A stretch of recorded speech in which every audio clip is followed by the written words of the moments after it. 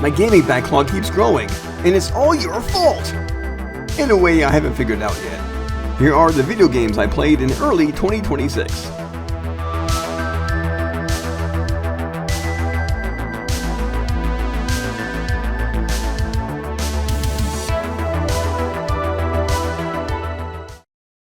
First is Super Mario Galaxy 2. I once heard a reviewer say that the main difference between the two Galaxy games is that the sequel has very long stages. In my book, that's a plus. I have little problem with long stages, so long as I don't have to revisit them 5 or 6 times each. What the game excels at is large set pieces. I mean, in a game where you do little more than run, jump, and spin, a little visual flair can help break the tedium. Savor the moment. There we go. Hey Sonic, is that you? Huh. Maybe Sega should sue. If Nintendo doesn't sue first. Perhaps the biggest disappointment with this game is the story. I know, I get it, these games don't live and die on their stories. But is a little continuity too much to ask for? Mario meets Rosalina at the end, and she talks like she's never seen him before. So, is this a sequel or not? Were the writers just trolling with this? I feel as if they checked out confused online posts and laughed their asses off. Yeah, well, there are some brand new storybook chapters that explain the backstory, so that's something. It was also nice to finally play this game with a regular controller instead of looking like Michelangelo all the time. And one last thing. It's no wonder Mario has no ass if he constantly keeps doing stuff like this.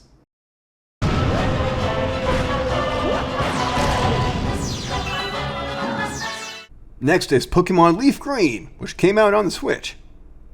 My name is Oak. People affectionately refer to me as the Pokemon Professor. No, they call you that because you look like a Pokemon with those insane eyebrows of yours. Everything I know I learned from my Nintendo. Cause there's no school in this town. All boys leave home someday. It said so on TV. Great, another boomer who lets the TV do all the thinking for them. What are you doing? You step on the grass, and the grass will die! Do you want that? Every time someone has their first Pokemon battle, Michael Vick shivers somewhere. Well, naturally, this must be a nesting ground, so this Pidgey is only trying to protect its unborn young. Ooh, somebody sell that footage to National Geographic. So far, there are only birds and rats in the grass. Okay, which one is this? Oh god, kill it! Kill it with fire! No, not like that! Damn it! Okay, time to get serious again. Well, sort of serious.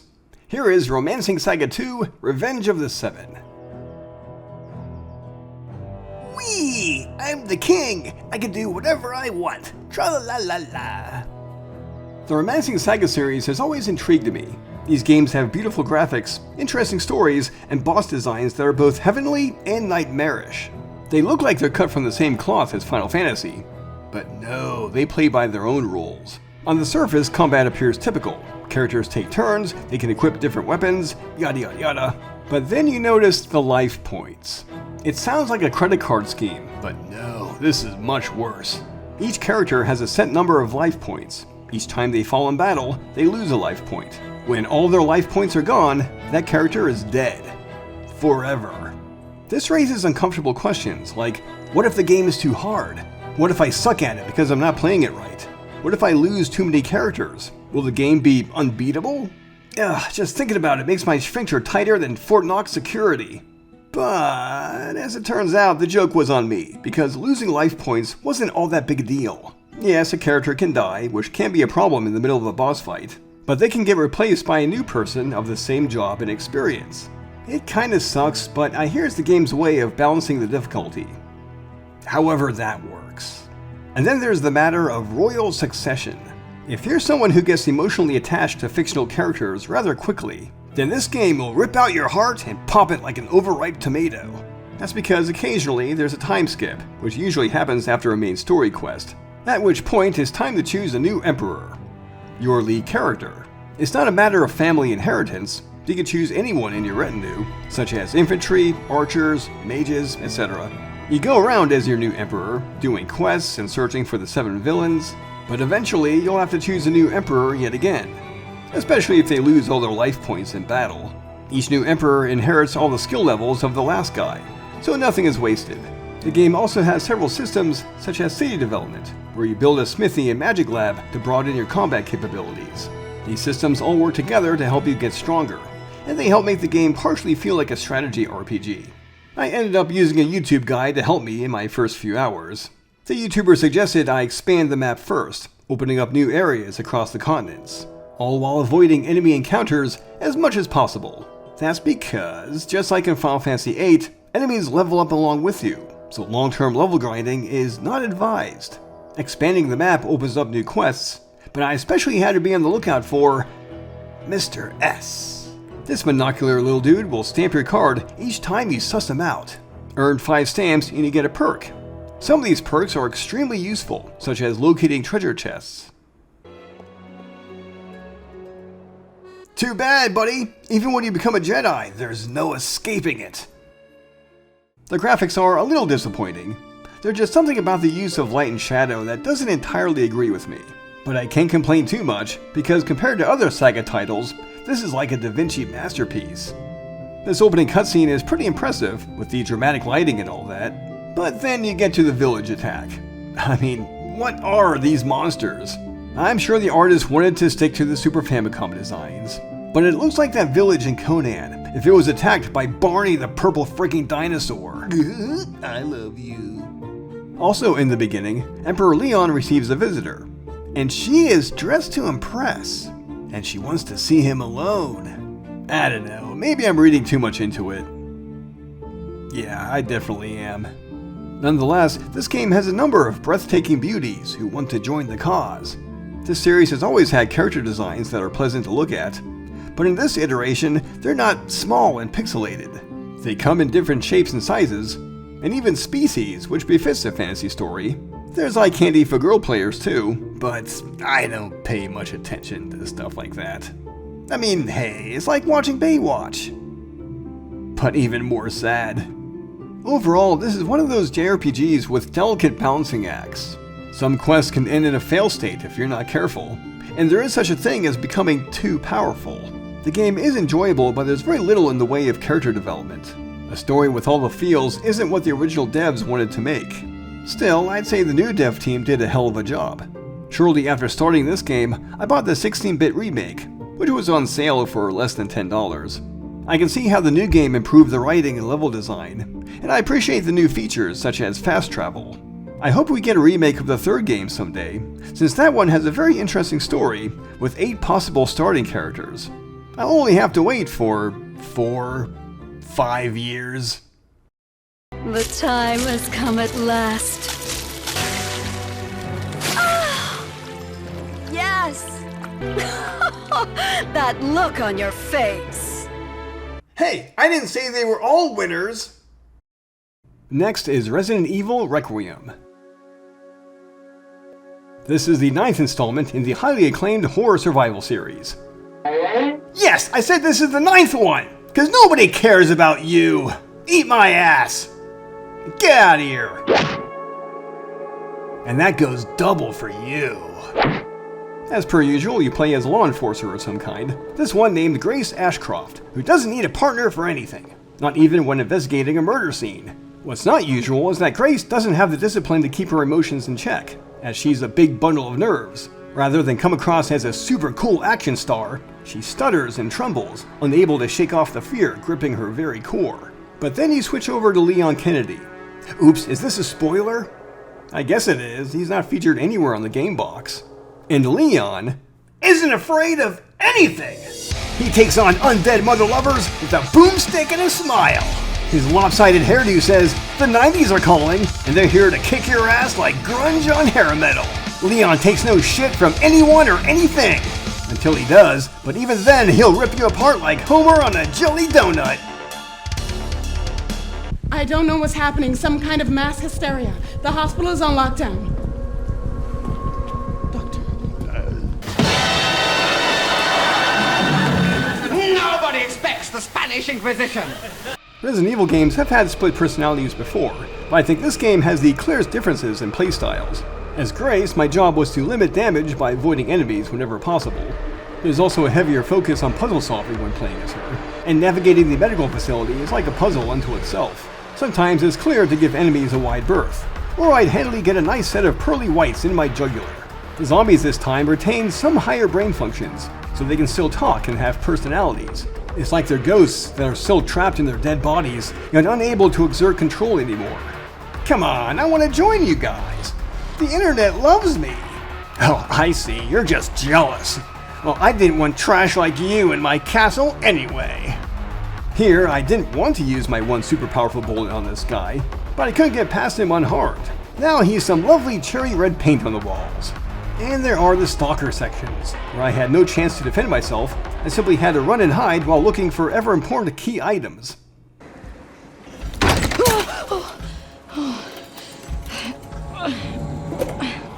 When you switch over to Leon, it's like playing Resi 4 again, with multiple guns, more plentiful ammo, and context-sensitive attacks. After being so cautious as Grace, I felt like I was being spoiled after suddenly turning into a one-man militia. I used to think Leon's sections were woefully short, until the second half of the game when I mostly played as him, including this motorcycle section, which reminded me of this Resident Evil movie.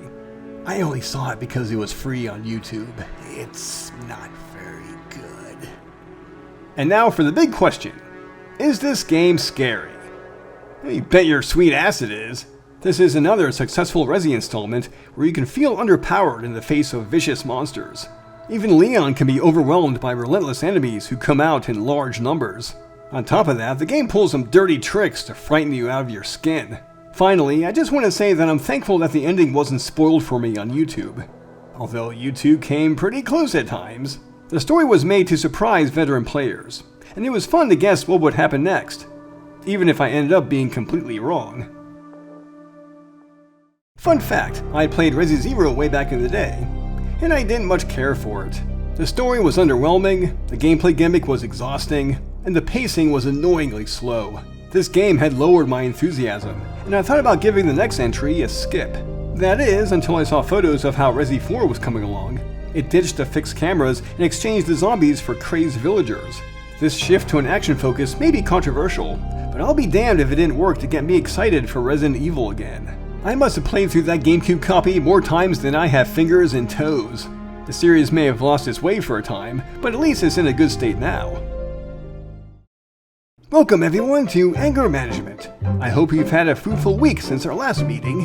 So, Mr. Kennedy, do you feel as if you've made progress on your anger issues? Well...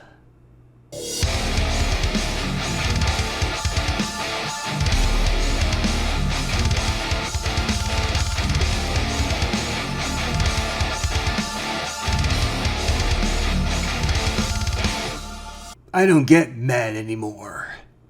I get even. Uh-huh.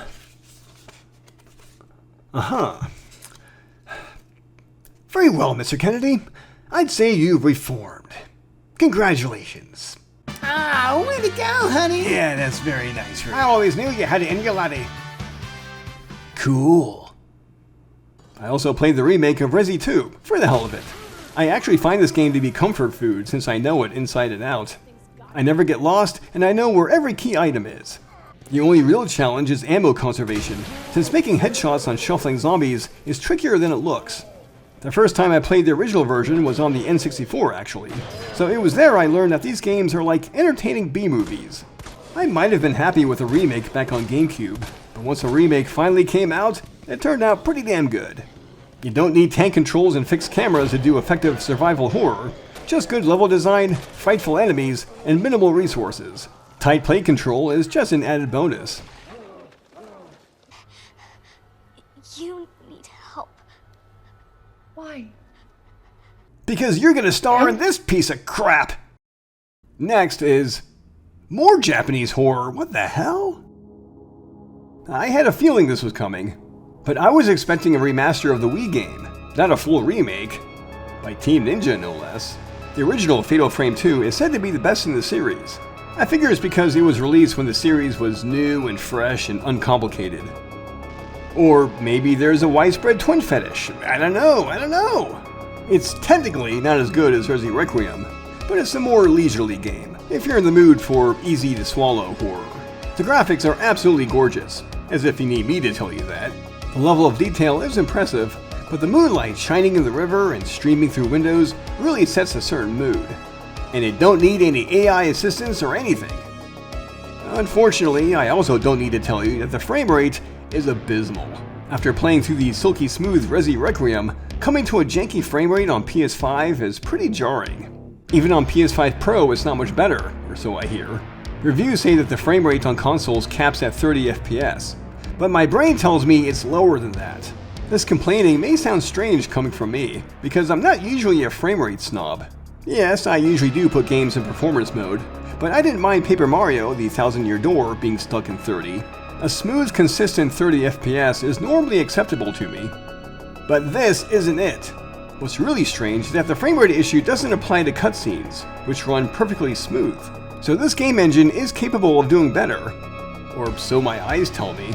It would have been nice to have a performance mode, which is what most people prefer, as well as the option to turn off film grain. Well, anyway, how's the game itself? It's fine. You play as walking fashion disaster, Mio. Seriously, that skirt clashes with the rest of the outfit. She finds herself stuck in a village where it's always nighttime, and the residents may be dead, but they're far from restful. Tagging along is her sister Mayu, who seems to harbor a guilty conscience regarding the village's past. It's been many years since I played the original, and the remake unlocked some old memories. The village seems smaller than I remember, probably because the original's fixed camera angles made it look larger than what it was. There are some new bells and whistles, such as camera filters, a willpower meter, and an unkillable wraith they can only hide from. You can restore health by holding your sister's hand, but she can't stay with you the whole time. Gameplay with the camera obscura sticks to the same rules. You do more damage when the enemy attacks, as well as with rare film that loads more slowly. I miss moving the camera around with the accelerometer, but perhaps in this game, keeping it steady is best. The ghosts in this game look better than they ever have. They sure look spooky in the previous remasters, with their sunken eyes and pale skin, but they still look like very good PlayStation 2 models. But in the remake, there's better depth of field, and the greater detail makes their pale, clammy skin even more stomach-churning. Finally, this remake was a nice surprise. But I have a sense this might be it for the series. There's no formal announcement or anything, it's just a feeling I have. I get the sense that the series' camera-focused gameplay has limited appeal which has run its course at this point. Perhaps Koei Tecmo had decided to see the series off with a grand hurrah, as well as to see if better graphics will expand the fanbase. It's always sad to see the end of an era in gaming, but who knows, maybe I'm just full of it, and I'll gladly rub my nose in it in about 2 years' time. Pretty. So pretty.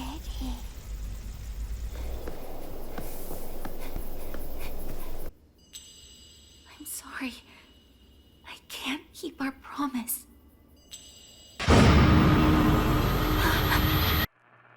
I'll wait. Forever. Next is Dragon Quest XII. Nah, it's actually another Dragon Quest remake.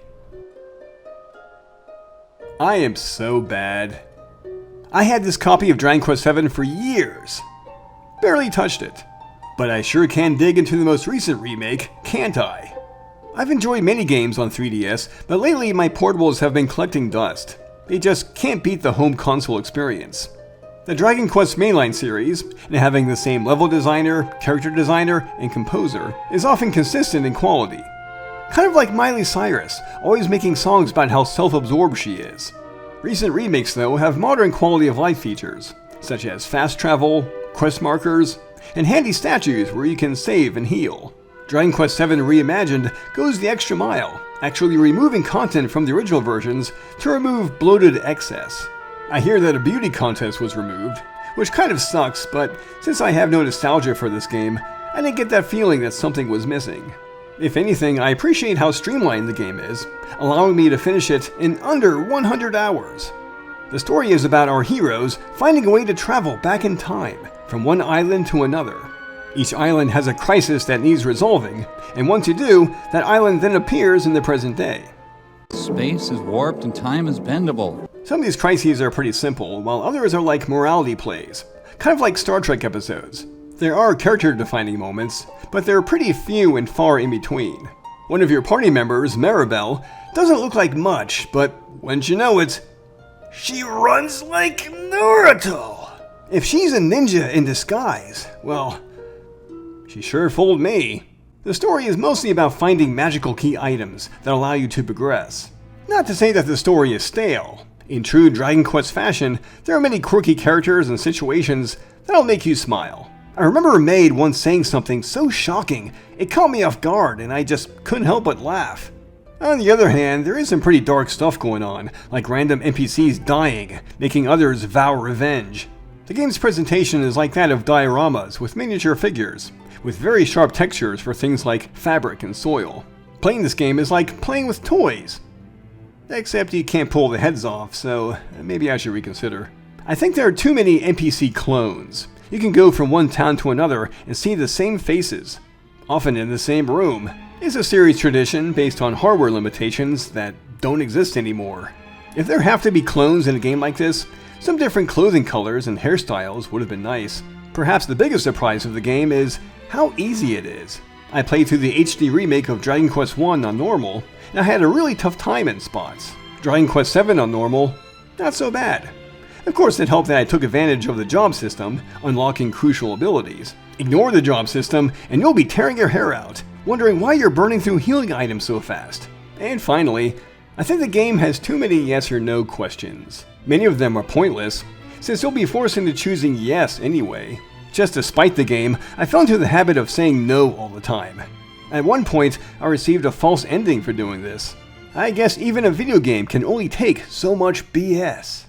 Well, aren't you pleased you asked me for help? Ahem? Your ears are obviously still ringing after Hopstock. I said, aren't you pleased you asked me for help?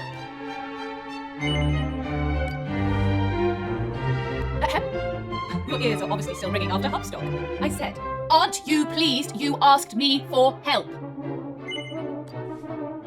Ahem.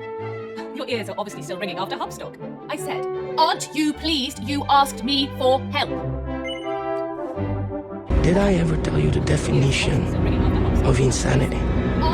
I needed a palate cleanser, so I went with Marvel Cosmic Invasion. I gave Shredder's Revenge a skip, but for some reason I couldn't say no to Spidey and Friends. No, not this show. That sucks. What I meant was, forget it. The story is that space invaders have come to flood the Earth with crappy Spider-Verse movies. If you're the kind of person who likes to squee over comic book superheroes, this beat-em-up has a pretty strong roster, with Beta Ray Bill being the oddest one of the bunch. There is no Cyclops, but that's okay. I heard he turned into a bit of an asshole. Each hero has their own unique moveset, which makes sense in accordance with their powers. You can slash your enemies, shock them, or throw your weight around. It's all up to you. My personal favorite has got to be Spider-Man. His swinging kick can hit multiple foes high and low across the field. I'm afraid to admit, I may have cheesed my way through this game with this move. Venom can also do a swinging kick, or whatever the hell you can call this. But on the ground, he's a heavy brawler who can grapple foes and send them flying. She-Hulk is also fun as a grappler. She can spin them around and knock back others. I found the combat manageable with a few rough spots. One of those spots is the boss battle against Venom. I swear it took me 5 times to finally finish him, which meant going through his stage each time. So of course, during recording, I beat his slimy ass and made it look easy. I was pleased to hear that Storm and Wolverine were voiced by the people from the 90s X-Men cartoon. And I was pleased that Wolverine is in his best outfit. Admiral Banana indeed. Playing this game made me remember the comic books I read as a teen, especially the X-Men issues. Yes, true believers! I was there when the Legacy virus spread throughout the world, infecting mostly mutants. And it was unleashed thanks to this fabulous looking man. I was also there when Magneto ripped the adamantium right out of Wolverine. He had just come back from the dead, you see, for the 4th or 5th time. He must have been giving out fucks all that day, for he had no more fucks to give. Anyway, I'm sure this game is a blast to play with a friend. Just don't go hogging Spider-Man all the time. Thank you for watching. I've been playing many new titles. Makes me think I should dig deeper into my backlog this summer. But we'll see. Don't forget I'm an indie author. Here's the second book in my epic trilogy, The Hunt for the Three Roses. After surviving the fires of war, Kane and Callie have settled in their homeland's enemy nation.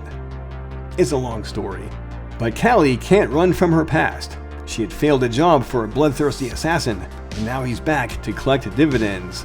At a time when Callie needs friends the most, has she garnered enough goodwill to stand up to this monster? Or will she face the music in the very end? Looking back on this video series, I realize I haven't played a lot of bad games, or at least games that I hate. Maybe I should change that. See what comes of it.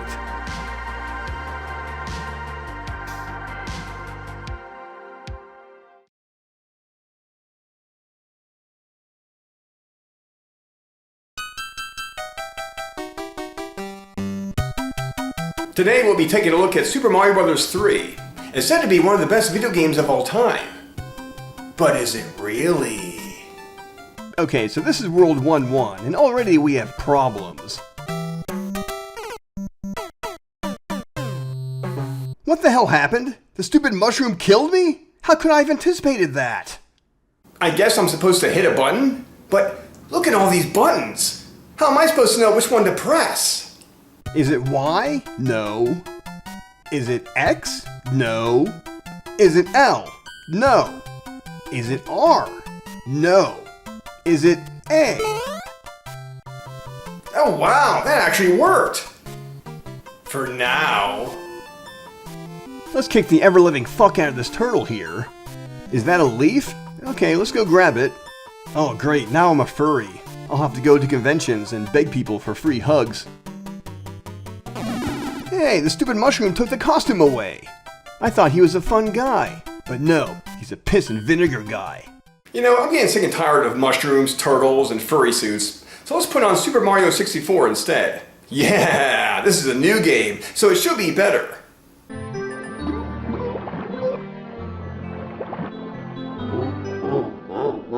You drown.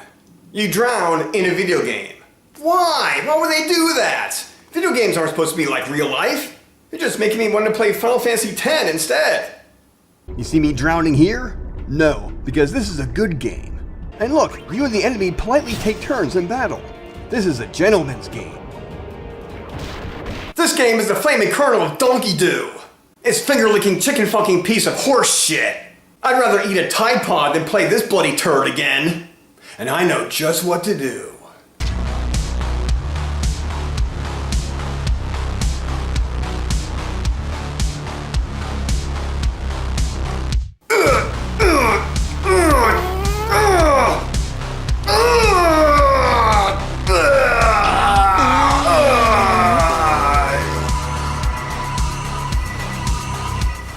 Now that is one big pile of shit. In other words, nothing's changed.